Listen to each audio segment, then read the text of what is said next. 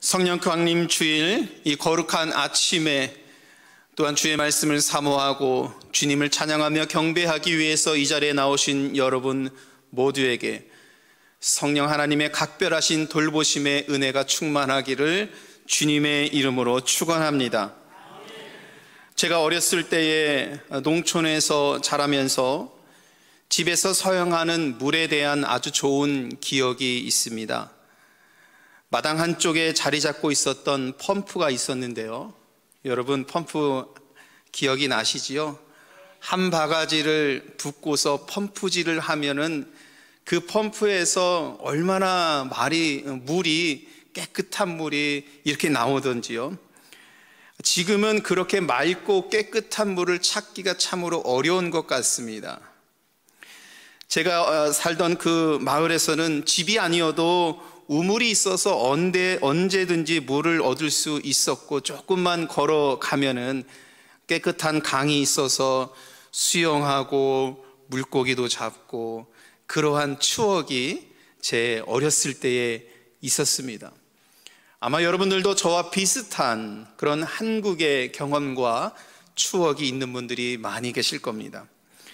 그런데 조용한 호숫가에 돌을 던져서 파장을 일으키듯이 물에 대한 저의 생각에 충격을 주는 사건이 아주 어렸을 때 있었습니다. 누군가가 저에게 와서 이렇게 말을 하는 것입니다. 미국에 가면 물을 돈을 주고 사 먹는다. 너무나도 황당했습니다.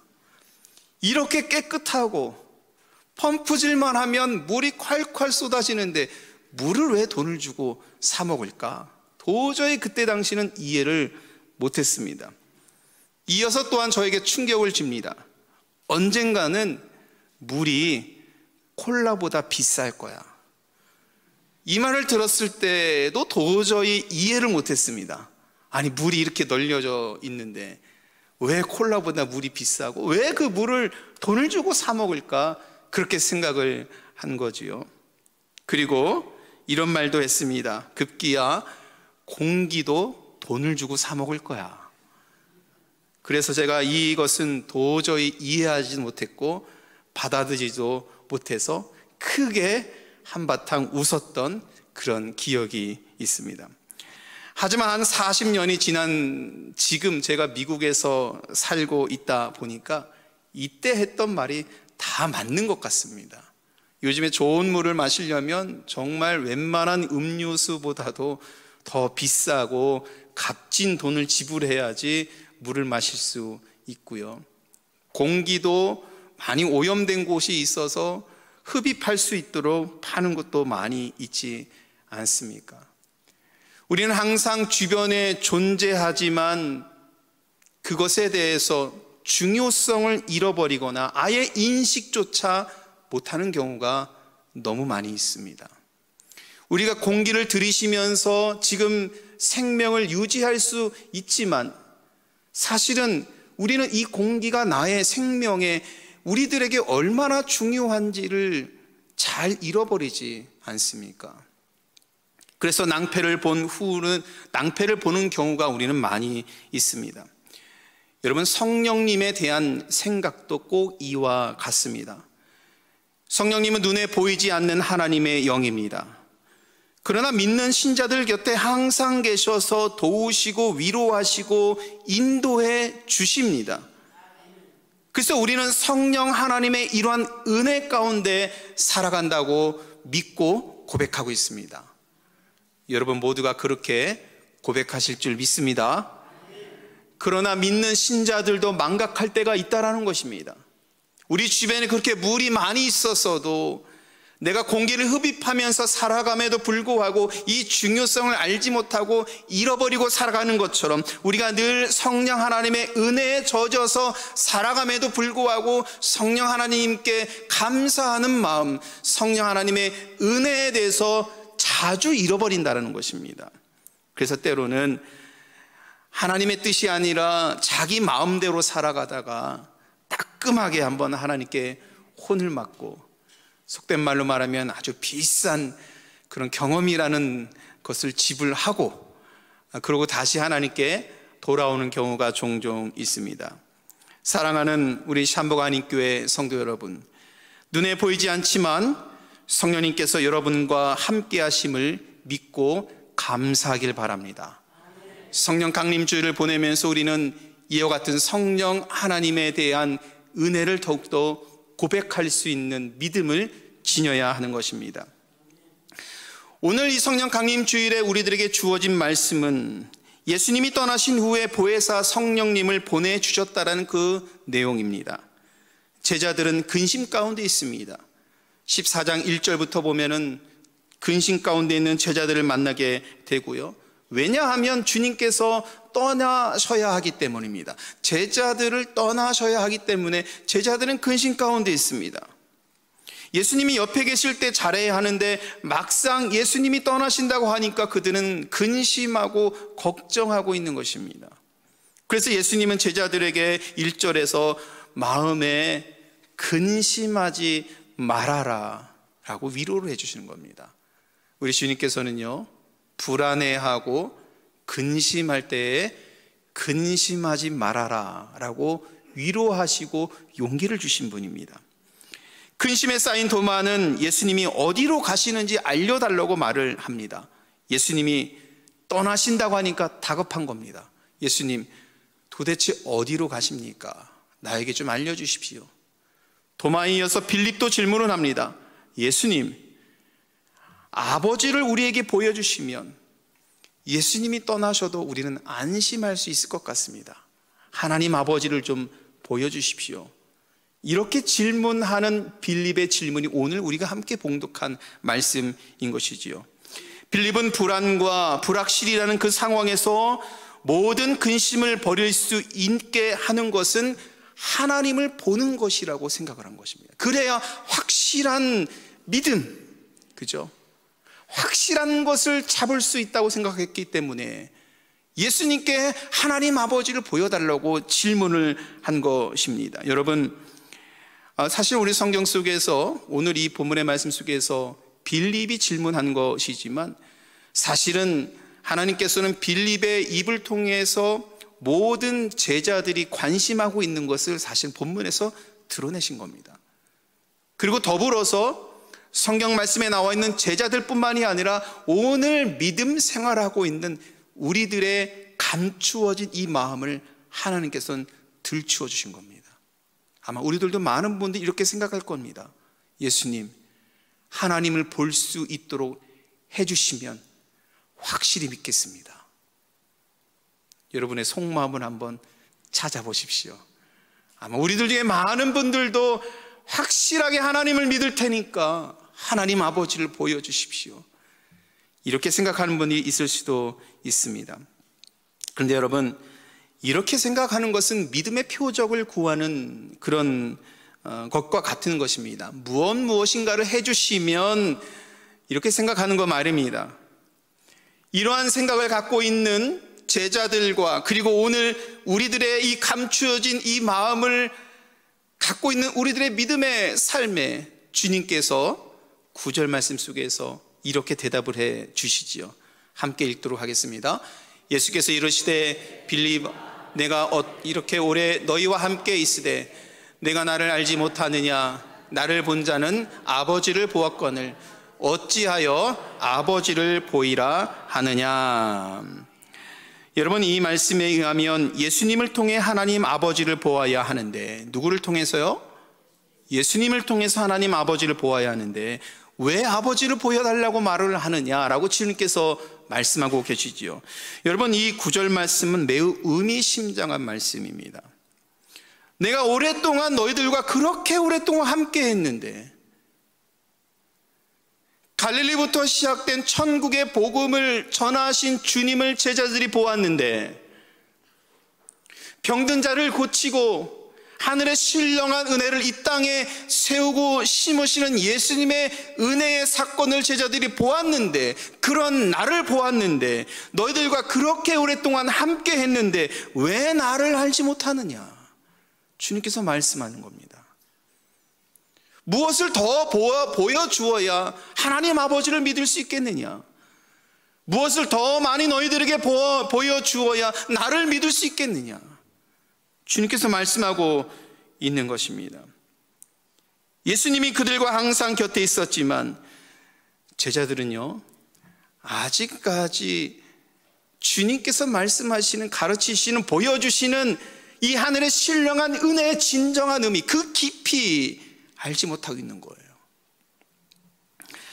여러분, 오늘 함께 나눈 이 9절 말씀은 우리 기독교 신앙에서 매우 중요한 말씀입니다. 특별히 처음 예수님을 그리스도로 고백한 초창기의 이 그리스도인들에게 있어서는 예수님을 신적인 권위를 지니고 하나님의 아들로 고백하는 데 있어서 결정적인 그런 은혜를 주는 말씀이 됩니다. 11절도 마찬가지인데요, 11절의 말씀에 보면 이렇게 되어 있죠. 내가 아버지 안에 거하고 아버지께서 내 안에 계심을 믿으라. 여러분, 이 말씀 믿으시길 축복합니다. 내가 아버지 안에 거하고 아버지께서 내 안에 계심을 믿는 우리 샴봉 한인교회 온 성도들 되기를 간절히 소원합니다. 여러분, 이 말씀이 기독교 신앙, 우리의 신앙의 형성이 되는 데 있어서 매우 중요한 말씀이라는 거예요. 처음 믿은 신자들은 오늘날 같이 명확하고 체계화된 교리를 갖고 있지 않았습니다. 금요일날 우리 성경 공부 모임을 하면서도 또한 몇 차례 또한 제가 다른 곳에서 공부하며 설교하면서 언급을 했었지요.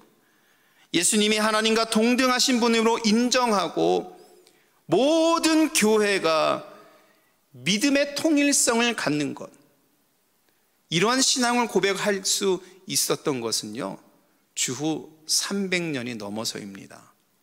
우리는 지금 너무나도 잘 알죠. 성부, 성자, 성령 하나님을 믿는 신앙 안에서 하나님을 온전히 알 수 있고, 그분께서 우리에게 주시는 하나님의 은혜를 알 수 있고, 이 땅에서 하나님의 나라를 이루시고자 하는 하나님의 그 신령한 은혜를 알 수 있습니다. 그런데 AD 300년 이전에 약 300년이라는 기간 동안에는 이러한 교리가, 분명한 신앙의 체계가, 그리고 모든 성도들이 함께 통일된 고백을 할 수 있는 내용이 아직 잡혀있지 않았다라는 겁니다. 사도신경 같은 경우는 우리들에게 매우 유익함을 주지 않습니까? 이 사도신경이 만들어지기 전까지 신앙인들은요, 예수님의 말씀을 통해서 자기의 신앙을 지켰습니다.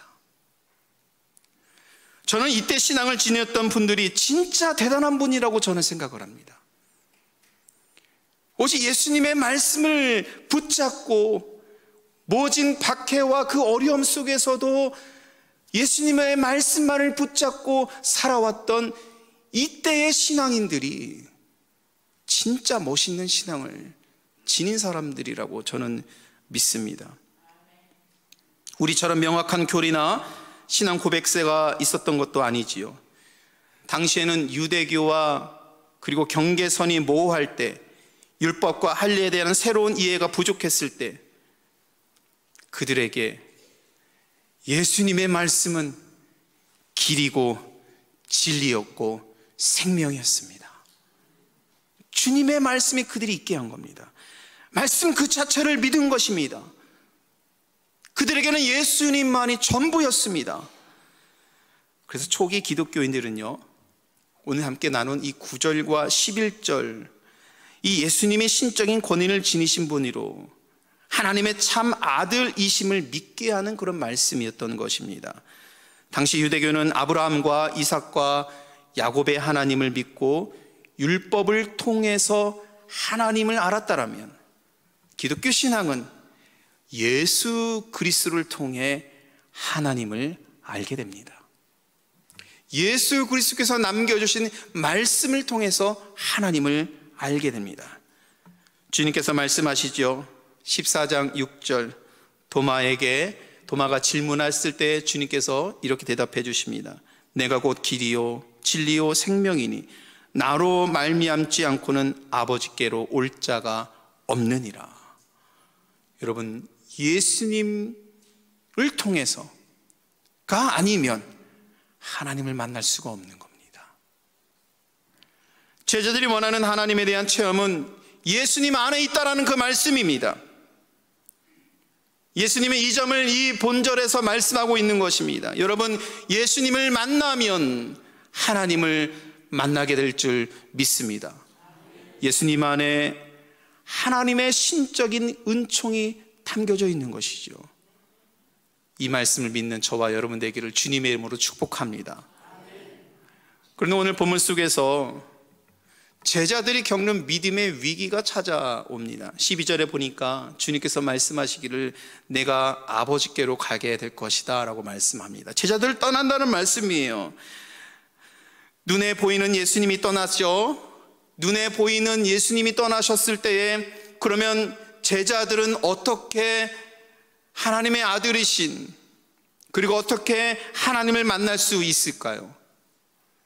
이 궁금증에 대해서도 주님께서 16절에서 이렇게 답을 주십니다. 같이 읽겠습니다.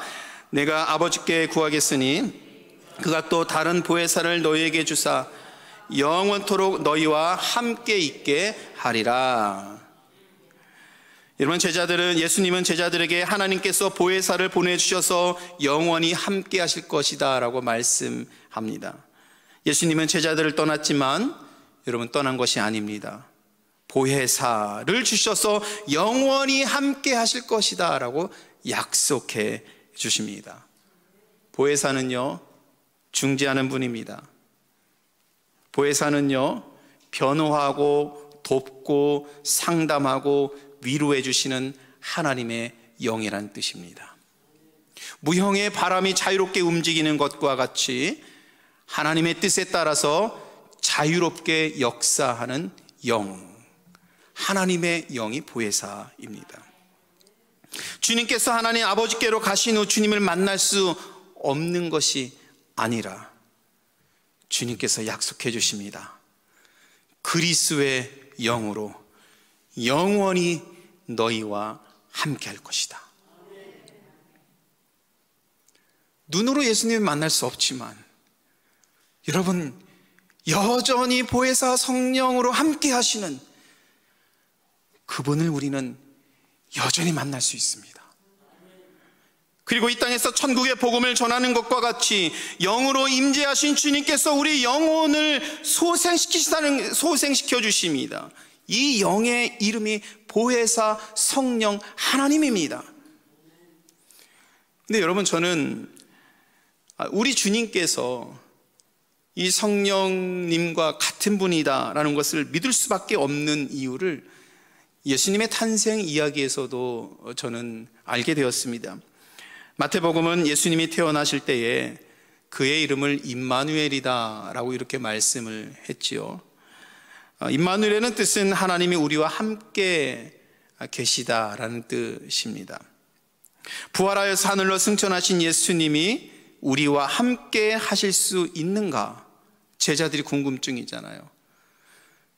예수님께서 지금 이 땅에 계시지 않을 때에 그러면 예수님께서 우리와 함께 하실 수 있는가? 제자들이 갖고 있는 궁금증입니다. 바람처럼 보이지 않는 존재로서 성령으로 함께 하실 수 있다라는 그 대답이 오늘 주님께서 하신 말씀이고, 오늘 주님께서 영원토록 너희와 함께 있게 하리라 약속해 주십니다. 그러면 여러분, 예수님은 눈에 보이지 않는 성령님을 증명하고 있습니다.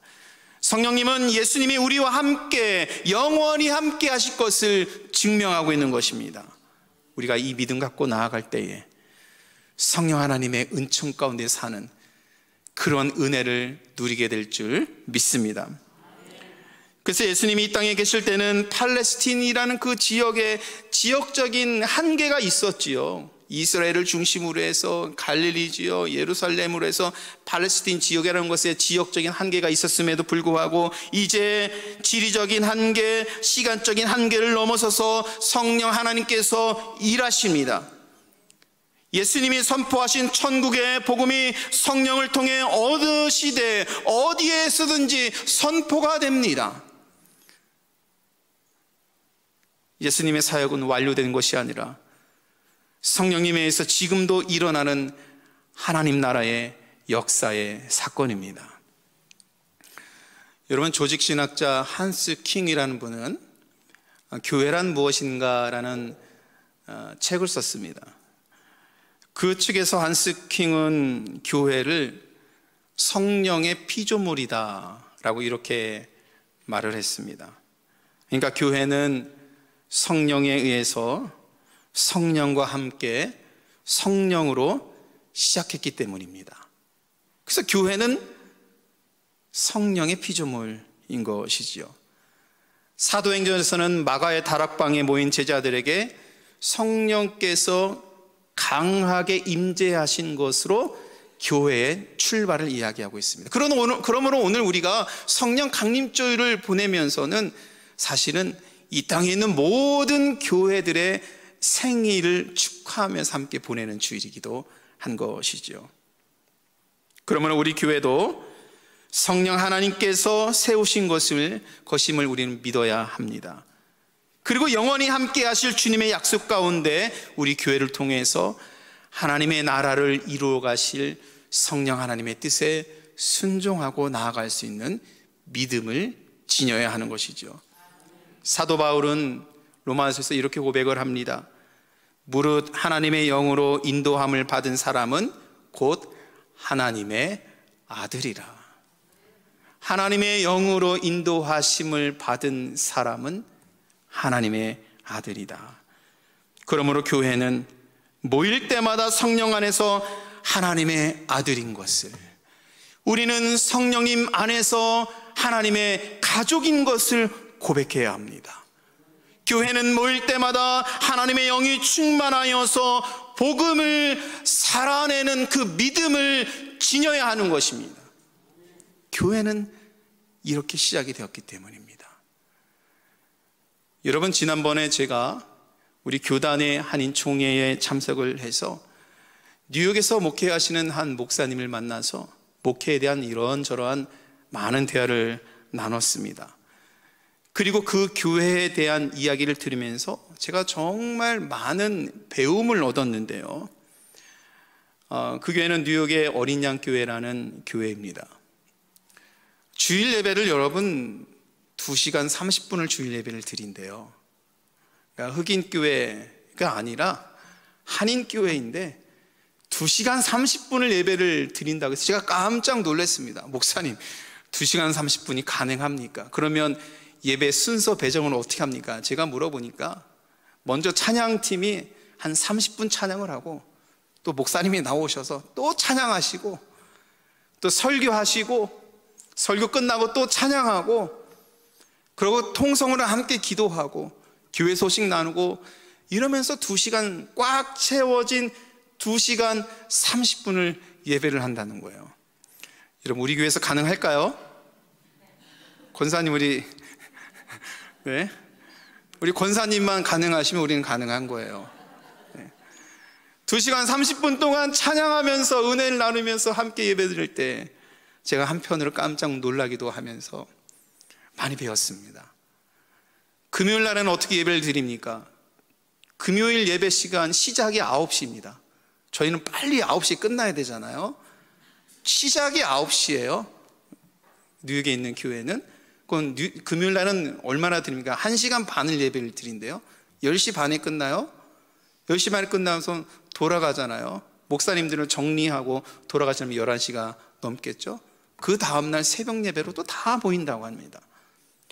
목사님, 그 목회가 가능하겠습니까? 성도님들이 그런 목회를 잘 따라오겠습니까? 라고 얘기했을 때 목사님께서 저에게 이렇게 말을 하더라고요. 목사님, 뉴욕은 그렇게 하지 않으면 영적으로 살 수가 없습니다. 대부분의 많은 성도님들이 맨하탄의 그 높은 빌딩 한 곳에 차지한 스몰 비즈니스를 하면서 정말 하루하루를 치열하게 살아가는 거예요. 아침부터 저녁까지 열심히 일을 해도 안 될 때가 있는 거예요. 그렇게 일을 하고 열심히 일을 해도 안 될 때가 있는 것을 많은 성도들이 느낄 때에 그들이 세워질 수 있는 것은 무엇이냐? 교회에 와서 예배를 통해서 성령 하나님께서 주시는 은혜를 누려야 된다는 것입니다. 보혜사 성령 하나님 도우시고 상담해 주시고 위로해 주시고 용기를 주시는 보혜사 성령 하나님의 은혜를 갖지 않으면 뉴욕 맨하탄에서 쓰러진다는 겁니다. 그렇기 때문에 여러분, 그렇게 일을 하시고도 밤에 와서 1시간 30분 동안 찬양하고 예배하고, 주일 예배 때 2시간이 넘는 시간 동안 말씀 듣고 찬양하고 기도하면서 영적인 그런 충만한 은혜를 누리고 다시 삶의 자리로 가야 승리할 수 있다는 것입니다. 세상에서 쓰러지지 않는다는 것입니다. 저는 목사님하고 대화를 나누면서 정말 우리 하나님께서 이 교회를 도우신다라고 느꼈습니다. 위로의 영으로, 돕는 영으로, 치유하는 영으로, 용기와 희망을 주는 영으로 이 교회에 함께 하시고 계시구나. 그리고 오늘 말씀에서 하신 주님의 약속, 영원히 너희와 함께 할 것이다라는 주님의 약속이 이 교회에서 이루어지고 있구나. 여러분, 우리도 참으로 열심히 하지요? 네, 아멘이 나오셔야 됩니다. 우리도 참으로 열심히 하지요? 그런데 제가 돌아보니까 더 열심히 하는 게 참 많이 있더라고요. 제가 그 얘기를 들으면서 돌아와서 하나님 앞에 기도하면서 많이 회개하면서 다짐했습니다. 하나님, 열심히 목회하겠습니다. 지금보다 더 열심히 목회하겠습니다. 이렇게 하나님께 기도하면서 다짐했습니다. 여러분, 여러분들께도 권면의 말씀 드립니다. 지금보다 더 열심히 신앙생활 하십시오. 하나님께서 여러분들을 도우실 것입니다. 영원히 함께 하시는 주님의 이 약속은 파괴되지 않는 겁니다. 영원한 겁니다. 사랑하는 성도 여러분, 샴바관인교회는 믿음의 가족을 이루게 하신 성령 하나님께서 영원토록 함께 하실 줄 믿습니다. 우리 교회는 성령 하나님께서 세우셨습니다. 그래서 영원히 함께 하실 것도 믿습니다. 이런 은혜 속에서 사는 저와 여러분 되기를 주님의 이름으로 축원합니다. 오늘 말씀 마치면서는 오늘 함께 읽은 17절의 말씀을 제가 읽어드리고 이 말씀으로 마음에 가슴에 품고 여러분 돌아가시길 바랍니다.